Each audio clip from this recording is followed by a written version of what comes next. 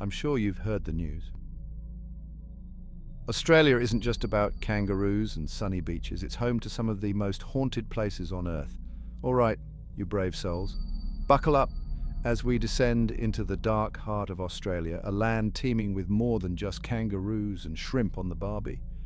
Yeah, we're diving headfirst into the chilling unknown, the hair-raising, bone-chilling realm of Australia's most haunted. Forget those sunny beaches and cute koalas you see in the brochures. We're talking about abandoned prisons, forgotten theatres, and homesteads whispering with the echoes of tragedy. We're talking about the kind of places that make you question everything, places where the veil between our world and the next wears dangerously thin.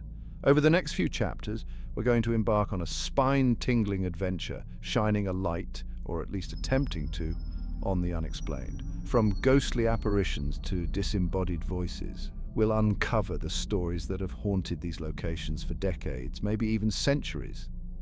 So, grab your courage, maybe a flashlight or two, and prepare yourself. Because, trust me, you're going to need it. This is Australia's most haunted, and things are about to get seriously spooky. From the haunted halls of abandoned prisons, to the ghostly whispers in forgotten theatres, and the eerie silence of old homesteads, we'll explore the spine-chilling tales and eerie experiences that make these places truly terrifying. First stop on our haunted road trip takes us to Junee, New South Wales. Picture this, a sprawling Victorian mansion, all ornate balconies and eerie charm. This is the Monte Cristo Homestead, bursting with tragic tales. It's seen more than its fair share of sorrow.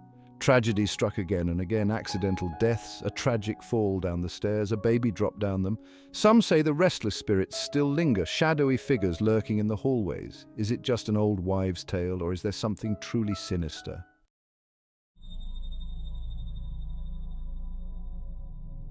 But the creepiness doesn't stop there. Oh no, we're just getting warmed up. One of the most infamous residents is the ghost of a young maid who met an untimely end. Legend has it she fell, or was pushed, from the balcony. People claim to have seen her apparition on the stairs. Some even say they felt her presence brush past them in the hallways. Whether you're a believer or a skeptic, Monte Cristo Homestead is shrouded in mystery and dark history.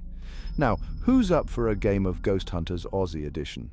Next up, we're shipping out to Tasmania. Get ready to set foot on Port Arthur, a former penal colony synonymous with suffering and despair. Over 12,000 convicts lived and died here under brutal conditions. Imagine the stories these walls could tell. Is it any wonder that Port Arthur is considered one of the most haunted places in Australia? Visitors and staff have reported countless paranormal experiences.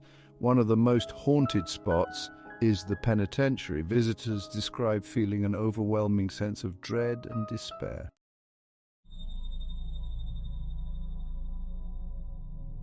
And then there's the infamous Isle of the Dead, a small island just off the coast of Port Arthur, where over 1,600 convicts were laid to rest. It's said that the island is haunted by the spirits of those who died there, their souls forever tethered to the desolate landscape. Visitors have reported seeing ghostly figures wandering among the tombstones, and some have even claimed to have been touched or pushed by unseen hands. But I'm also not saying I'd want to spend a night on the Isle of the Dead.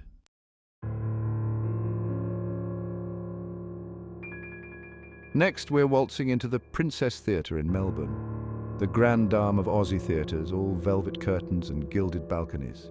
It's seen it all, from opera to ballet and ghostly apparitions. Legend says it's haunted by Frederick Federici, who died mid-performance in 1888. He was playing Mephistopheles in Faust. During the final scene, he had a heart attack and died. Some say his ghost still haunts the theatre. Over the years, people have reported all sorts of weird happenings at the Princess Theatre. Unexplained noises, flickering lights, the works.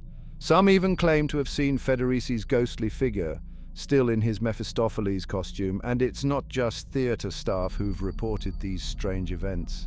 Even audience members have claimed to have felt cold spots or seen shadowy figures.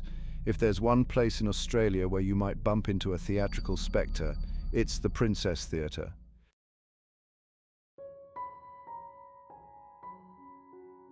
Okay, folks, get ready to enter the belly of the beast, because we're heading to the old Melbourne jail. This place is basically Australia's version of Alcatraz, but with a lot less scenic waterfront property.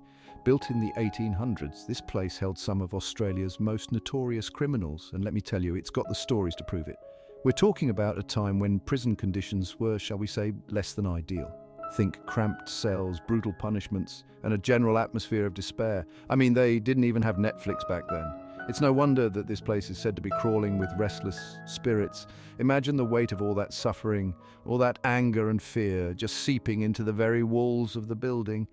It's enough to make you want to sleep with the lights on, isn't it? But the real kicker.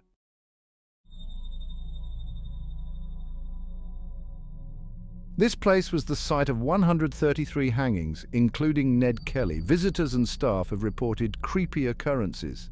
Cold spots, disembodied voices, shadowy figures lurking in the cells. You name it, this place has got it. Frederick Bailey Deeming's ghost is often seen wandering the halls. Some visitors have felt ghostly touches or heard whispers.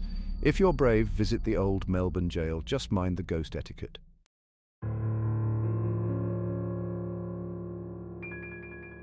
The National Film and Sound Archive. All right, horror fans, this one's for you.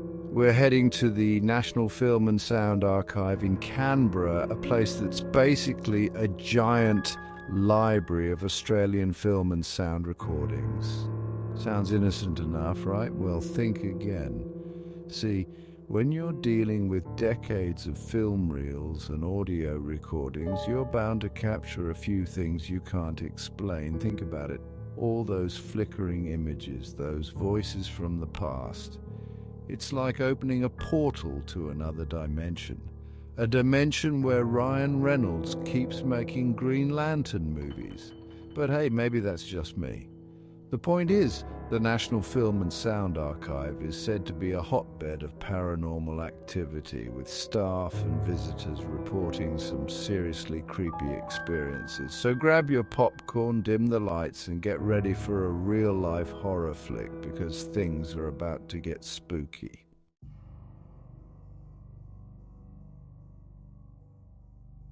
Now, I'm not saying that every film reel in this place is haunted by the ghost of Errol Flynn, but I'm not saying it isn't either. But seriously, people have reported hearing strange noises like disembodied footsteps, whispers, and even music coming from empty rooms. Some even claim to have seen shadowy figures moving in the periphery of their vision, or felt a sudden drop in temperature. And let's be real, no one wants to be stuck in a freezing cold archive, haunted or not. Now, whether these are just tricks of the light, the power of suggestion, or genuine paranormal encounters is up for debate. But one thing's for sure, the National Film and Sound Archive definitely has an eerie vibe, like the ghosts of old movies are lurking in the shadows. So, next time you're watching an old Aussie film, just remember, you might not be alone in the dark. And if you hear a strange noise coming from the corner of the room, well, maybe just pretend you didn't.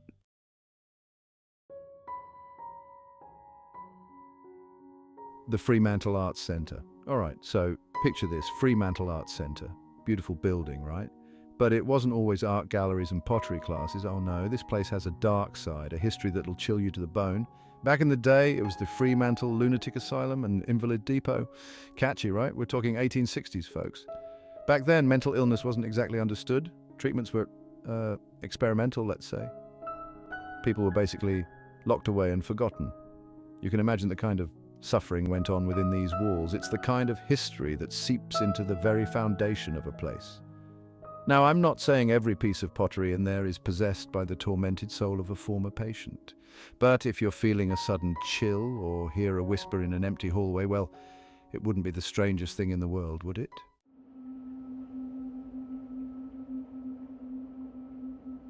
These days, the Fremantle Arts Centre is a hub for creativity. People come here to paint, sculpt, express themselves, but some say those old asylum vibes haven't completely disappeared. There are stories, see, whispers of shadowy figures lurking in the corridors.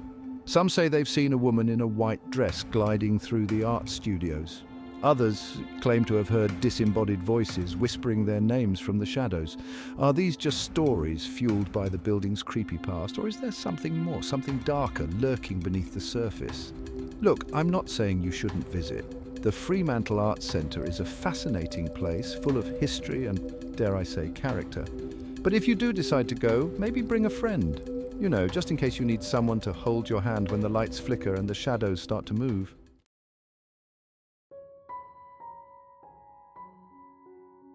Let's be honest, folks, who doesn't love a good old-fashioned arcade? The sweet smell of nostalgia, the flashing lights, the ghosts of 1,000 broken joysticks. Okay, maybe not that last one, but in the Adelaide arcade, that last part might actually be true. See, this isn't just any other shopping centre. This place has a story to tell, a story that involves a fiery demise and an unwelcome haunting. It all started back in 1885. A young man, a caretaker named Francis Clooney, met an untimely end in a tragic fire. Some say he was trapped in the basement, unable to escape the inferno that consumed the building. Now, legend has it that Francis never truly left the Adelaide arcade. His spirit, they say, still wanders the halls, a spectral shopper eternally browsing the stores. People claim to have seen him, a shadowy figure out of place among the living, his presence marked by a sudden chill in the air.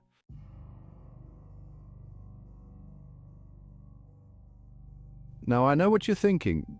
Shane, you're saying a ghost that just wants to shop. That's not so bad, and you're right, it could be worse. He could be a ghost who hogs the Pac-Man machine. But even a friendly ghost can be a little unsettling, especially when you're trying to enjoy a nice cup of tea. And the Adelaide arcade is known for its tea rooms.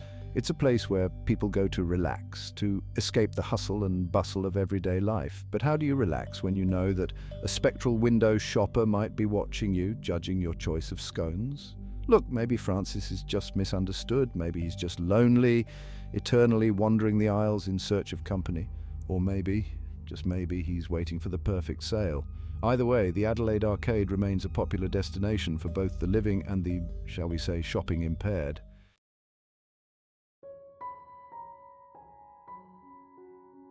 All right, let's talk about the North Head Quarantine Station, just the name itself, right? It's like something out of a horror movie. And trust me, the reality of this place is just as creepy as the name suggests. Imagine this. You're sailing to Australia, excited for a new life, a fresh start, but then disaster strikes, someone on board falls ill. And not just a little sniffle, we're talking full-blown, highly contagious, potentially deadly disease.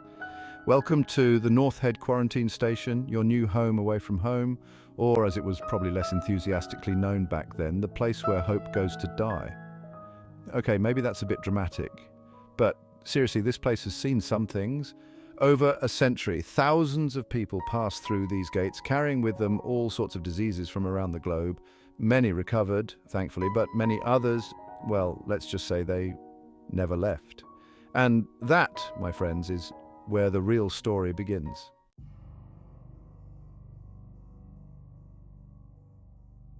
You see, when a place is steeped in so much suffering, so much death, it's bound to leave a mark. And the North Head Quarantine Station is practically a canvas of sorrow. People have reported all sorts of strange occurrences here. Disembodied voices echoing through the empty halls, shadowy figures lurking in the former hospital wards, objects moving on their own.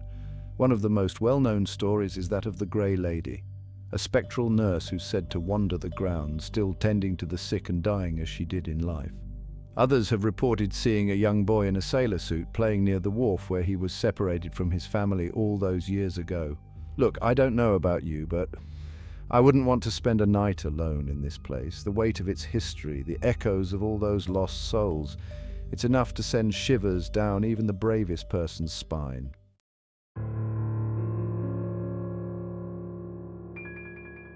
All right, let's talk about Maitland Jail. This place was infamous even before it was haunted, over a century of housing Australia's toughest criminals. Think about the energy that builds up in a place like that. It's a pressure cooker of misery and despair. You can't tell me that doesn't leave a stain. Riots, fires, even murders within its walls. Disaster found its way in here often. Guards were just as bad as the inmates. You can feel the weight of their suffering. Chains rattling, whispers echoing down the hallways. Imagine being stuck here at night, every creak sending shivers down your spine. Glad I'm here with a camera crew, not a life sentence.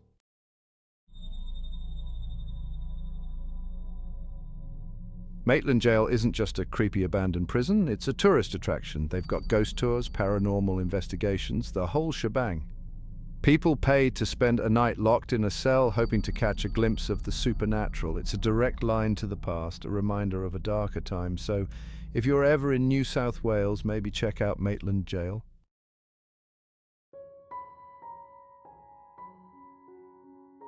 All right, folks, buckle up because we're heading to Queensland, to a place called Devil's Pool. It's beautiful, sure, with its cascading waterfalls and crystal clear water. But beneath the surface lies a history steeped in tragedy and shrouded in Aboriginal legend. They call it Babinda Boulders, and they say it's haunted by the spirit of a woman named Ulana. Over the years, there have been a disturbing number of drownings at Devil's Pool, mostly young men. All I know is there's something undeniably eerie about this place.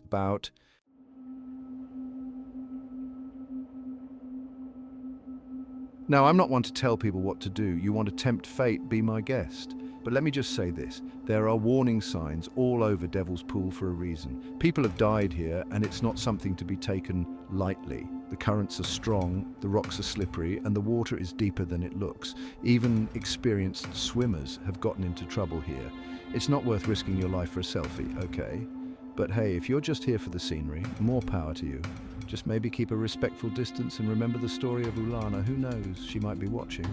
And I, for one, would rather not be around to find out. So there you have it, the Devil's Pool, a place of breathtaking beauty and chilling legend. It's a stark reminder that even in paradise, danger lurks beneath the surface. And sometimes the most terrifying monsters are the ones we create ourselves.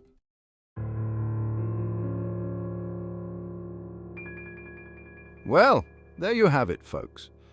A whirlwind tour of Australia's most haunted hotspots, from creepy homesteads to abandoned prisons and even a natural wonder with a dark side. We've covered it all. I've got to say, Australia, you definitely know how to do spooky, right? Now, I'm not saying you should pack your bags and go ghost hunting tonight, but if you're ever feeling brave and you find yourself in the land down under, maybe pay these places a visit. Just don't blame me if you encounter any restless spirits or hear any unexplained noises in the night. As always, thanks for watching, and remember to like, subscribe and hit that bell icon so you don't miss out on any future adventures into the unknown. Until next time, stay curious, stay skeptical, and most importantly, stay spooky.